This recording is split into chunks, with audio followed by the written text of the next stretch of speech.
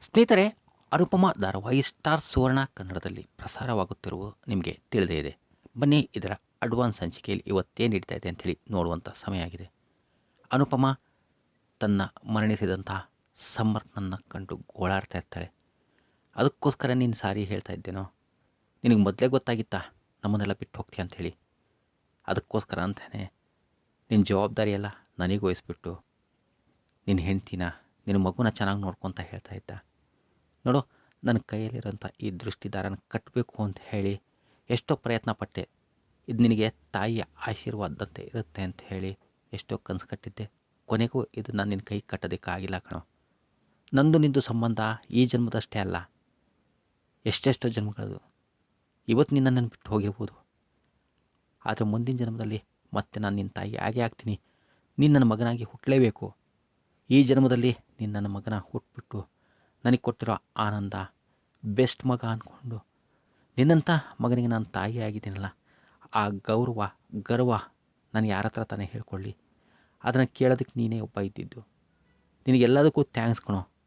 ಆದರೆ ಈ ದಾರಾನ ನಾನಂತೂ ನಿನಗೆ ಕಟ್ತೀನಿ ಅಂಥೇಳಿ ಆತನ ಕಾಲ ಹತ್ರ ಬಂದು ಆತನ ಕಾಲುಗಳಿಗೆ ಮುತ್ತು ಕೊಡ್ತಾ ನೋವಿನಿಂದ ತನ್ನ ಆಶೀರ್ವಾದ, ಪ್ರೀತಿ ಎಲ್ಲರ ದೃಷ್ಟಿಯಿಂದ ನನ್ನ ಸಮರ್ಥನನ್ನು ಬಚಾವ್ ಮಾಡಲಿ ಅಂಥೇಳಿ ಆ ದಾರವನ್ನು ಕಾಲಿಗೆ ಕಟ್ತಾ, ಈ ದಾರನ ಇಷ್ಟು ಗಟ್ಟಿಯಾಗಿ ಕಟ್ತೀನಿ ಅಂತಂದರೆ ನನ್ನ ಸಂಬಂಧ ಇನ್ಯಾವ ಜನ್ಮದಲ್ಲೂ ಕೂಡ ಬಿಡಿಸ್ಕೊಂಡು ಹೋಗಬಾರ್ದು, ಅಷ್ಟು ಗಟ್ಟಿಯಾಗಿ ಕಟ್ತೀನಿ ಅಂಥೇಳಿ ಆತನ ಕಾಲಿಗೆ ದಾರವನ್ನು ಕಟ್ಬಿಟ್ಟು ಮತ್ತೆ ಆತನ ಮುಖದ ಹತ್ರ ಬಂದು, ಇಷ್ಟು ಬೇಗ ನನ್ನನ್ನು ಬಿಟ್ಟು ಹೋಗ್ಬಿಟ್ಟಲ್ಲೋ ನೀನು ಅಂಥೇಳಿ ಗೋಳಾಡ್ತಾ ಇದ್ರೆ. ಸ್ನೇಹಿತರೆ, ತಾವು TMT 76 ಚಾನಲ್ನಲ್ಲಿ ಅನುಪಮ ಧಾರಾವಾಹಿಯ ಅಡ್ವಾನ್ಸ್ ಸಂಚಿಕೆಗಳನ್ನು ನೋಡ್ತಾ ಇದ್ದೀರಾ. ಇಂತಹ ಅಡ್ವಾನ್ಸ್ ಸಂಚಿಕೆಗಳನ್ನು ತಪ್ಪದೇ ನೋಡ್ತಾ ಹೋಗಬೇಕು ಅಂತಂದರೆ ದಯವಿಟ್ಟು TMT 76ಗೆ ಈಗಲೇ ಸಬ್ಸ್ಕ್ರೈಬ್ ಮಾಡಿಕೊಂಡು ಬೆಲ್ ಬಟನ್ನಲ್ಲಿ ಆಲನ್ನು ಸೆಲೆಕ್ಷನ್ ಮಾಡಿಕೊಂಡ್ರೆ ನಾವು ರಿಲೀಸ್ ಮಾಡುವಂಥ ಹೊಸ ಸಂಚಿಕೆಗಳ ನೋಟಿಫಿಕೇಷನನ್ನು ಯೂಟ್ಯೂಬ್ ನಿಮ್ಗೆ ಕಳಿಸ್ಕೊಡುತ್ತೆ. ನಿಮ್ಮ ಪ್ರೀತಿ ಸದಾ ಹೀಗೆ ಇರಲಿ ಅಂತ ಭಾವಿಸ್ತಾ ಬನ್ನಿ ಮುಂದೆ ಏನು ನಡೀತಾ ಇದೆ ಅಂತೇಳಿ ನೋಡ್ತಾ ಹೋಗೋಣ. ಅದೇ ಸಮಯಕ್ಕೆ ಡಾಕ್ಟರ್ ಮೆಸೇಜ್ ಬರುತ್ತೆ. ಅದನ್ನು ಗಮನಿಸಿದಂತಹ ಅನುಜ್ ತಾನೇ ಸ್ವಲ್ಪ ಧೈರ್ಯವನ್ನು ತಗೊಂಡು ಎಲ್ಲರನ್ನ ಕುರಿತು ಅನುಜ್ ಹೇಳ್ತಾನೆ, ಇಂಥ ಸಮಯದಲ್ಲಿ ನನಗೂ ಕೂಡ ಈ ಮಾತಾಡೋದಕ್ಕೆ ತುಂಬ ಕಷ್ಟ ಅನ್ನಿಸ್ತಾ ಇದೆ, ಭಾರ ಅನ್ನಿಸ್ತಾ ಇದೆ. ಈ ನೋವಿನಲ್ಲೂ ಕೂಡ ನಾನು ಮಾತಾಡಲೇಬೇಕು. ಡಾಕ್ಟರ್ ಮೆಸೇಜ್ ಕಳಿಸಿದ್ದಾರೆ, ಈ ಫಾರಮ್ಗೆ ಸಾಧ್ಯವಾದಷ್ಟು ಬೇಗ ಸೈನ್ ಮಾಡಿದ್ರೆ ಅಂದಾಗ ತುಷಾರ್ ಕೇಳ್ತಾನೆ, ಏನು ಫಾರಮ್ ಅದು, ಏನು ಸೈನ್ ಮಾಡಬೇಕೀಗ, ಡಾಕ್ಟ್ರ್ ಯಾಕೆ ಫೋನ್ ಮಾಡಿದ್ದಾರೆ ಅಂಥೇಳಿ. ಅದಕ್ಕೆ ಅನುಜ್ ಮಾತಾಡ್ತಾ ಇರ್ತಾನೆ, ಸಮರ್ಥ್ ಈಗ ತೀರು ಹೋಗಿದ್ದಾನೆ. ಆತನ ಆರ್ಗನ್ಸ್ಗಳನ್ನು ಇವನಷ್ಟೇ ವಯಸ್ಸಿನಲ್ಲಿರುವಂಥ ಒಬ್ಬ ಹುಡುಗನಿಗೆ ಅವಶ್ಯಕತೆ ಇದೆ. ಅವರ ಅಪ್ಪ ಅಮ್ಮ ಮತ್ತು ಡಾಕ್ಟ್ರೆಲ್ಲ ಬಂದುಬಿಟ್ಟು ನಮ್ಮ ಹತ್ರ ರಿಕ್ವೆಸ್ಟ್ ಮಾಡಿಕೊಂಡ್ರು. ಆ ಕಾರಣದಿಂದ ಸಮರ್ಥ್ನಲ್ಲಿ ಇರೋವಂಥ ಆರ್ಗನ್ಸ್ಗಳನ್ನು ಅವನಿಗೆ ಡೊನೇಟ್ ಮಾಡೋದಕ್ಕೆ ಅಂತೇಳಿ ಈ ಫಾರಮನ್ನು ಕೊಟ್ಟಿದ್ದಾರೆ. ನಾವು ಈ ಫಾರಮನ್ನು ಸೈನ್ ಮಾಡಿಬಿಟ್ಟು ಸಮರ್ಥ್ನ ದೇಹದ ಆರ್ಗನ್ಗಳನ್ನು ಆ ಹುಡುಗನಿಗೆ ಕೊಟ್ಟರೆ ಅವರಾದರೂ ಸಂತೋಷವಾಗಿರ್ತಾನೆ, ಆ ಹುಡುಗ ಬದುಕುಳಿತಾನೆ ಅಂದಾಗ ಸಮರ್ಥ್ನ ಅಜ್ಜಿ ಲಲಿತಾ ಹೇಳ್ತಾಳೆ, ನನ್ನ ಮೊಮ್ಮಗನ ದೇಹದ ಯಾವುದೇ ಭಾಗವನ್ನು ನಾನು ಕೊಡೋದಕ್ಕೆ ಇಷ್ಟಪಡಲ್ಲ, ಅವನು ಸಂಪೂರ್ಣವಾಗಿ ಹಾಗೇ ಹೋಗಬೇಕು ಅಂದಾಗ ಡಿಂಪಿ ಹೇಳ್ತಾಳೆ, ಇಲ್ಲಮ್ಮ, ಸಮರ್ಥ್ ಈಗ ಜೀವಂತವಾಗಿಲ್ಲ, ಆದರೆ ಅವನ ದೇಹದಲ್ಲಿರೋಂಥ ಆರ್ಗನ್ ಬೇರೆಯವರಿಗೆ ಉಪಯೋಗ ಆಗುತ್ತೆ ಅಂತಂದರೆ ಅದರಿಂದ ಆ ರೂಪದಲ್ಲಾದರೂ ನನ್ನ ಸಮರ್ಥ್ ಬದುಕಿರ್ತಾನೆ, ಆ ರೂಪದಲ್ಲಾದರೂ ನನ್ನ ಗಂಡನ ನಾನು ನೋಡ್ಬೋದು ಅಂಥೇಳಿ ನನಗನ್ಸುತ್ತೆ ಅಂತ ಹೇಳ್ತಾ ಇರಬೇಕಾದ್ರೆ ಒಂದರಾಜ್ ಹೇಳ್ತಾನೆ, ನೀನು ಒಪ್ಪೋದಾದರೆ ನಾನು ಆ ಫಾರಮಿಗೆ ಸೈನ್ ಮಾಡೋದಕ್ಕೆ ಸಿದ್ಧ ಇದ್ದೀನಿ ಅನುಪಮ ಅಂದಾಗ ಅನುಪಮ ಕೂಡ ಡಿಂಪಿ ಸರಿಯಾಗಿ ಹೇಳ್ತಾ ಇದ್ದಾಳೆ, ನನ್ನ ಮಗನ ದೇಹ ಈಗ ನಶ್ವರ, ಅದು ಮಣ್ಣು, ಬೂದಿಯಾಗಿಬಿಟ್ಟು ಮಣ್ಣು ಸೇರೋದಕ್ಕಿಂತ ಮೊದಲು ಯಾರ್ದಾದ್ರೂ ಜೀವನದಲ್ಲಿ ಸುಖ ಸಂತೋಷವನ್ನು ಕೊಡುತ್ತೆ ಅಂತಂದರೆ ನನ್ನ ಮಗನ ಕೈಯಿಂದ ಅದು ಸಾಧ್ಯವಾಗಲಿ, ಅವನ ದೇಹದ ಕಾರಣದಿಂದ ಬೇರೆಯವ್ರ ಮನೆ ಬೆಳಗುತ್ತೆ, ಅವ್ರು ಸಂತೋಷವಾಗಿರ್ತಾನೆ ಅಂತಂದರೆ ಆ ಕೆಲಸ ಮಾಡಿಸೋದಕ್ಕೆ ನಾನು ಕೂಡ ಒಪ್ಪಿಗೆ ಇದ್ದೀನಿ ಅಂತ ಹೇಳಿದಾಗ ಒಂದರಾಜ್ ಕೂಡ ಆ ಫಾರಮ್ನ ತೆಗೆದುಕೊಂಡು ಸಿಗ್ನೇಚರ್ ಮಾಡ್ತಾನೆ. ಅನುಪಮ ಕೂಡ ಸಿಗ್ನೇಚರ್ ಮಾಡಿ ಕೊಟ್ಟಾಗ ಅದನ್ನು ತೆಗೆದುಕೊಂಡು ಇದನ್ನು ನಾನು ಡಾಕ್ಟ್ರಿಗೆ ಕೊಡ್ತೀನಿ, ಡಾಕ್ಟ್ರ್ ಹೇಳಿದ ಹಾಗೆ ಸಮರ್ಥನ ದೇಹವನ್ನು ಮಶಾಣಕ್ಕೆ ತೆಗೆದುಕೊಂಡು ಹೋಗೋಕ್ಕಿಂತ ಮೊದಲು ಹಾಸ್ಪಿಟ್ಲಿಗೆ ಹೋಗಿ ಬರಬೇಕಾಗತ್ತೆ ಅಂತ ಅಲ್ಲಿಂದ ಹೊರಡಬೇಕಾದ್ರೆ ಆತನ ಜೇಬಿನಿಂದ ಚೈನ್ ಬೀಳುತ್ತೆ. ಅದನ್ನು ನೋಡಿದಂತಹ ಒಂದರಾಜ್ ಏಕಾಏಕಿ ಹಳೆಯ ಘಟನೆಗಳನ್ನು ನೆನಪು ಮಾಡ್ಕೊಳ್ತಾನೆ. ಕೋಪಗೊಂಡು ಎದ್ದು ಅನುಜಿಗೆ ಹಿಡ್ಕೊಂಡು, ನನ್ನ ಮಗ ಸಾಯೋದಕ್ಕೆ ಕಾರಣ ನೀನೇ, ನಿನಗೆ ನಾನು ಎಷ್ಟು ಸರಿ ಹೇಳಿದೆ ಇಲ್ಲಿ ಸಮಾಧಾನ ಮಾಡ್ಕೋ, ತಾಳ್ಮೆ ತಗೋ ಅಂಥೇಳಿ, ಆದರೆ ಒಂದು ಮಾತಾದರೂ ಕೇಳ್ದ ನೀನು ಅಲ್ಲಿ ಸ್ವಲ್ಪ ಸಮಾಧಾನವಾಗಿ ಇದ್ದಿದ್ರೆ ನನ್ನ ಮಗ ಇವತ್ತು ಸಾಯ್ತಾ ಇದ್ದಿಲ್ಲ. ಅವನ ಕೊಲೆಗಾರ ನೀನೇ, ನೇರ ನೀನೇ. ನಿನ್ನ ಕಾರಣದಿಂದನೇ ಇವತ್ತು ನನ್ನ ಮಗ ಹೆಣ ಆಗಿ ಬಿದ್ದಿದ್ದಾನೆ. ನಾವು ನಿನ್ನ ಜೊತೆಗೆ ಪಾರ್ಟಿಗೆ ಅಂತ ಹೇಳಿ ಕ್ಲಬ್ಬಿಗೆ ಬರದೇ ಇದ್ದಿದ್ರೆ, ನೀನು ಕ್ಲಬ್ಬಿಗೆ ಕರ್ಕೊಂಡು ಹೋಗದೇ ಇದ್ದಿದ್ರೆ ನನ್ನ ಮಗ ಇವತ್ತು ಜೀವಂತವಾಗಿರ್ತಿದ್ದ. ನೀನೇ ಅವನನ್ನು ಕೊಂದಿರೋದು. ಎಲ್ಲದಕ್ಕೂ ನೇರ ನೀನೇ ಕಾರಣ. ಅನುಪಮ, ನನ್ನ ಮಗ ಇವತ್ತು ಸತ್ತಿರೋದಕ್ಕೆ ಕಾರಣ ನಿನ್ನ ಗಂಡ ಅನುಜ್, ಇವನೇ ಕಾರಣ ಅಂಥೇಳಿ ಆತನ ಕೊಳಪಟ್ಟಿಯನ್ನು ಇಟ್ಕೊಂಡು ಅನುಪಮಾಗಿ ಹೇಳ್ತಾಯಿದ್ರೆ, ಏನಾಯ್ತಂಥದ್ದು ಅಂತ ಹೇಳಿ ಲಲಿತಾ ಕೇಳ್ತಾಳೆ.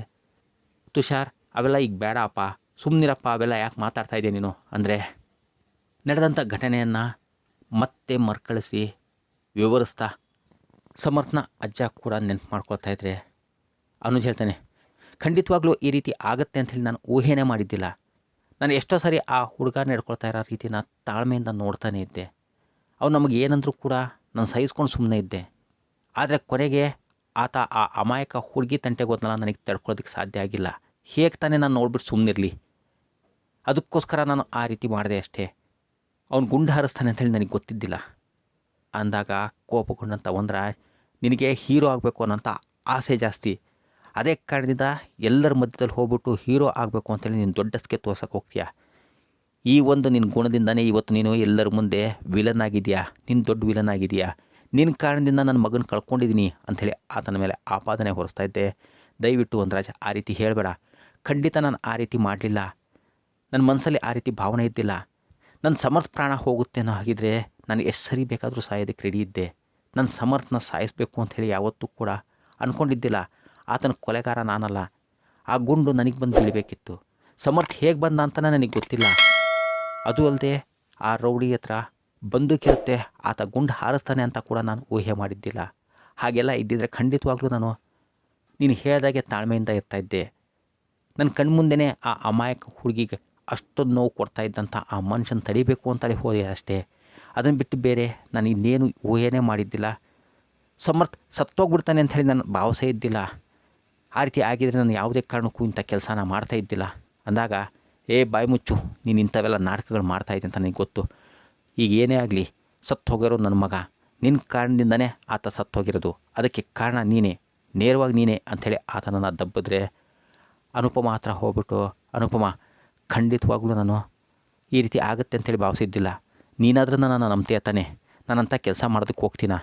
ಖಂಡಿತವಾಗ್ಲೂ ಕೂಡ ನಮ್ಮ ಸಮರ್ಥ ಪ್ರಾಣ ಹೋಗುತ್ತೆ ಅನ್ನೋ ಹಾಗಿದ್ರೆ ನನ್ನ ಪ್ರಾಣ ಕೊಟ್ಟವನು ಉಳಿಸ್ಕೊಳ್ತಾ ಇದ್ದೆ. ಆ ಗುಂಡು ನನಗೆ ಬಂದು ಬೀಳಬೇಕಿತ್ತು. ಸಮರ್ಥ ಯಾವ ರೀತಿ ಬಂದುಬಿಟ್ಟು ನನ್ನನ್ನು ತಳ್ಬಿಟ್ಟು ಆತ ಆ ಗುಂಡಿಗೆ ಹೇಗೆ ಬಲಿಯಾದಂತ ನನಗೆ ಗೊತ್ತಿಲ್ಲ. ಖಂಡಿತ ಆ ರೀತಿ ನಾನು ಅವನ ಪ್ರಾಣ ತೆಗೆಯತ್ತು ನಿಂತಿದ್ದಿಲ್ಲ ಅಂಥೇಳಿ ಗೋಳಾಡ್ತಾ ಅನುಪಮ ಮುಂದೆ ಇದ್ದರೆ, ಅನುಪಮ ಕೂಡ ತನ್ನ ಮಗನನ್ನು ಕಳ್ಕೊಂಡು ತನ್ನ ಗಂಡನನ್ನು ಬಿಟ್ಕೊಟ್ಟು ಮಗನ ಬಗ್ಗೆ ದುಃಖಿತಳಾಗಿದ್ದರೆ, ಒಂದಿನ ಕಳೆದು ಹೋಗಿರುತ್ತೆ. ರೂಮ್ ಬಾಗಿಲನ್ನು ಹಾಕ್ಕೊಂಡು ಅನುಪಮ ದುಃಖಿಸ್ತಾ ಇದ್ದರೆ ಅನುಜ್ ಹೊರಗಡೆಯಿಂದ, ದಯವಿಟ್ಟು ಬಾಗಿಲು ತೆಗಿ, ನನ್ನನ್ನು ಅರ್ಥ ಮಾಡ್ಕೊ. ಖಂಡಿತವಾಗ್ಲೂ ನಾನು ಈ ನಿನ್ನ ಮೌನನ ಸಹಿಸೋದಕ್ಕೆ ಸಾಧ್ಯ ಆಗ್ತಾಯಿಲ್ಲ. ಏನಾದರೂ ಮಾತಾಡು, ನನ್ನನ್ನು ಬೈದ್ಬಿಡು, ಹೊಡೆದ್ಬಿಡು, ಏನಾದರೂ ಮಾಡು, ಆದರೆ ನೀನು ಈ ರೀತಿ ಮೌನವಾಗಿರಬೇಡ. ನನ್ನ ಮೌನ ನಾನು ನೋಡೋದಕ್ಕೆ ಸಾಧ್ಯ ಆಗ್ತಾಯಿಲ್ಲ ಅಂತ ಹೇಳಿ ಗೋಳಾಡ್ತಾಯಿದ್ರು ಕೂಡ ಅನುಪಮ ಮಾತಾಡುವಂಥ ಪರಿಸ್ಥಿತಿಲಿರಲ್ಲ. ಆಕೆಗೆ ಅನುಜ್ ಹೇಳ್ತಾ ಇರೋಂಥ ಮಾತುಗಳು ಹೋಗ್ತಾ ಇರಲ್ಲ. ತನ್ನ ಮಗನ ದುಃಖದಲ್ಲೇ ಅವಳು ದುಃಖಿಸ್ತಾ ಕೂತಿದ್ರೆ ಅನುಜ್ ದೇವ್ರ ಮನೆ ಹತ್ರ ಬಂದುಬಿಟ್ಟು, ದೇವರೇ, ಯಾರಿಗಾದರೂ ಕಷ್ಟ ಇದೆ ಅಂತಂದರೆ ಅವ್ರು ಯಾರ ಮೇಲೆ ಆಪಾದನೆ ಮಾಡಬೇಕು ಅವ್ರ ಹತ್ರ ಹೋಗ್ಬಿಟ್ಟು ನೇರವಾಗಿ ಹೇಳ್ತಾರೆ. ಆದರೆ ನಾನು ಇವತ್ತು ಆಪಾದನೆ ಮಾಡಬೇಕಾಗಿರೋದು ನಿನ್ನ ಮೇಲೇ. ಆದರೆ ನಾನು ಹೇಗೆ ತಾನೇ ನಿನ್ನ ಹತ್ರ ಬಂದು ಹೇಳಿ, ನಿನಗೆ ಹೇಗೆ ತಾನೇ ಅರ್ಥ ಮಾಡಿಸ್ಲಿ? ಎಲ್ಲರೂ ನನ್ನನ್ನೇ ನೇರವಾಗಿ ಕೊಲೆಗಾರ, ನಾನೇ ತಪ್ಪಿಸ್ತಾ ಅಂತ ಹೇಳಿ ನನ್ನ ಹತ್ರ ಯಾರೂ ಕೂಡ ಮಾತಾಡ್ತಾ ಇಲ್ಲ.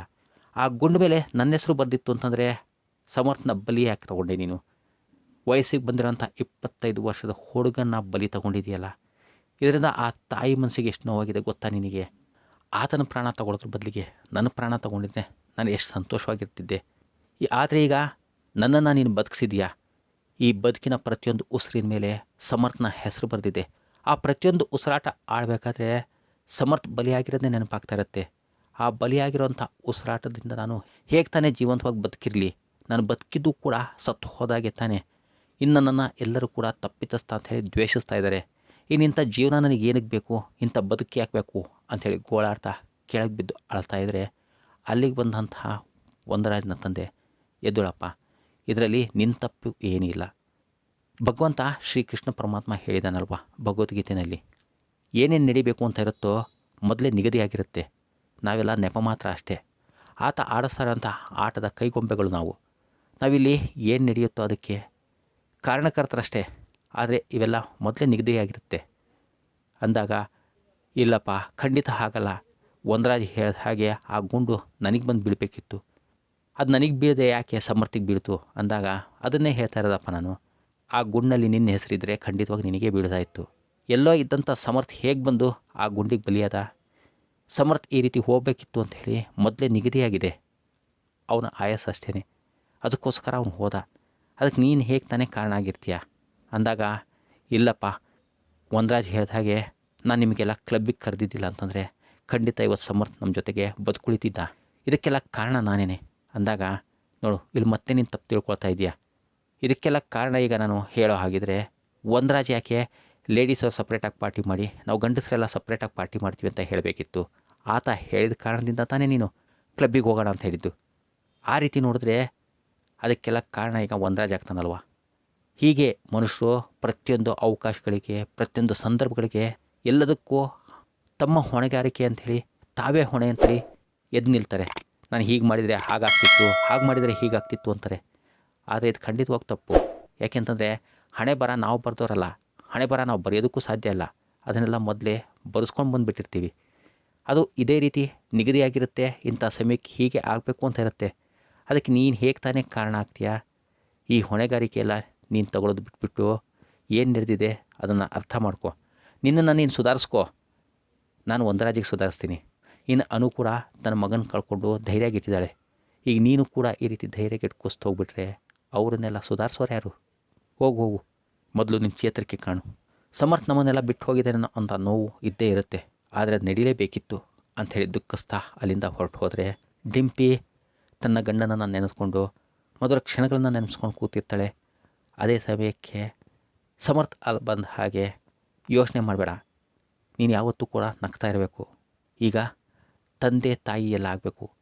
ನಮಗೆ ಹುಡ್ತಾ ಇರೋ ಮಗುಗೆ ನೀನೇ ಧೈರ್ಯದಿಂದ ಸಾಕಬೇಕು. ನೀನೇ ತಂದೆ, ನೀನೇ ತಾಯಿಯಾಗಿ ಸಾಕಬೇಕು ಅಂದಾಗ, ಇದೆಲ್ಲ ನನಗೆ ಸಾಧ್ಯ ಆಗಲ್ಲ ಅಂತ ಹೇಳಿ ದುಃಖದಿಂದ ರೋದಿಸ್ತಾ ಡಿಂಪಿ ಹೇಳ್ತಾಯಿದ್ರೆ, ಎಲ್ಲ ಆಗುತ್ತೆ. ನನ್ನ ಡಿಂಪಿ ಶಕ್ತಿವಂತೆ, ದಯವಿಟ್ಟು ನನ್ನನ್ನು ಕ್ಷಮಿಸ್ಬಿಡು. ನಾನು ಹೇಳಿರೋಂಥ ವಚನ ತಪ್ಪಿದ್ದೀನಿ. ನಿನ್ನ ಜೊತೆ ಜೀವನ ಪರ್ಯಂತ ಇದ್ದು ನಿಭಾಯಿಸ್ತೀನಿ ಅಂತ ಹೇಳಿದ್ದೆ. ನಾನು ಕೊಟ್ಟಿರೋ ಭಾಷೆಯನ್ನು ಮುರಿದಿದ್ದೀನಿ. ಅದಕ್ಕೋಸ್ಕರ ಕ್ಷಮಿಸು. ನನ್ನನ್ನು ಯಾವಾಗ ನೆನೆಸ್ಕೊಂಡ್ರೂ ಕೂಡ ನಿನ್ನ ಮುಖದಲ್ಲಿ ಅಳು ಇರಬಾರ್ದು, ಸ್ಮೈಲ್ ಇರಬೇಕು. ಅದನ್ನು ನೆನ್ಪಿಡ್ಕೊ. ನನ್ನ ಮಗನ್ನ ತಂದೆ ತಾಯಾಗಿ ನೀನೇ ಸಾಕಬೇಕು. ನನಗೆ ಭಾಷೆ ಕೊಡು ಇದು ಅಂತ ಹೇಳಿ ಆಕೆಗೆ ನಗಿಸ್ತಾ ಭಾಷೆಯನ್ನು ತೊಗೊಂಡು ಅಲ್ಲಿಂದ ಮಾಯವಾಗಿದ್ದರೆ, ಬೆಳಗಾಗಿರುತ್ತೆ.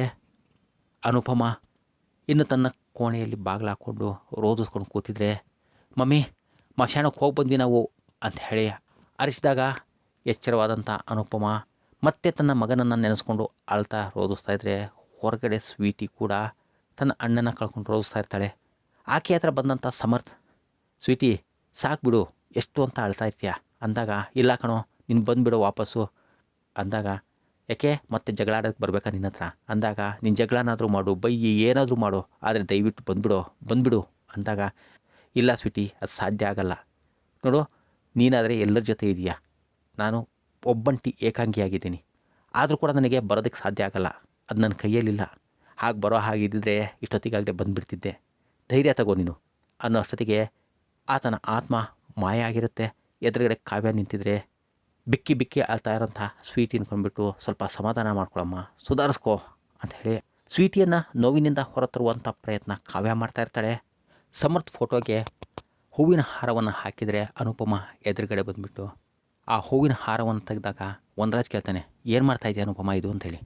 ಅನುಪಮ ಸ್ವಲ್ಪ ರೋದನೆಯಿಂದ ಸಮಾಧಾನ ಪಡ್ಕೊಂಡು, ನಮ್ಮ ಜೊತೆ ಯಾರ್ಯಾರಲ್ವೋ ಅವ್ರಿಗ್ರಿ ಹೂವಿನ ಹಾರ ಹಾಕೋದು ಅಂಥೇಳಿ ಕೈಯಲ್ಲಿ ಇಟ್ಕೊಂಡು ಸಮರ್ಥ್ನ ಫೋಟೋ ಎದುರುಗಡೆ ಒಂದರಾಜ್ ಅನುಪಮ ಕೂತಿದ್ರೆ ಅವರ ನೆರಳು ಸಮರ್ಥ್ ಫೋಟೋದಲ್ಲಿ ಬೀಳ್ತಾ ಇರುತ್ತೆ. ಸ್ನೇಹಿತರೆ, ಇಂಥ ಅನುಪಮ ಧಾರಾವಾಹಿಯ ಅಡ್ವಾನ್ಸ್ ಸಂಚಿಕೆಗಳನ್ನು ನೋಡ್ತಾನೆ ಇರಬೇಕು ಅಂತಂದರೆ ಈಗಲೇ TMT76 ಚಾನಲ್ಗೆ ಸಬ್ಸ್ಕ್ರೈಬ್ ಮಾಡ್ಕೊಳ್ಳಿ. ಮುಂದಿನ ಅಡ್ವಾನ್ಸ್ ಸಂಚಿಕೆಯೊಂದಿಗೆ ಬರ್ತೀನಿ. ಅಲ್ಲಿವರೆಗೂ ಟೇಕ್ ಕೇರ್, ಬಾಯ್.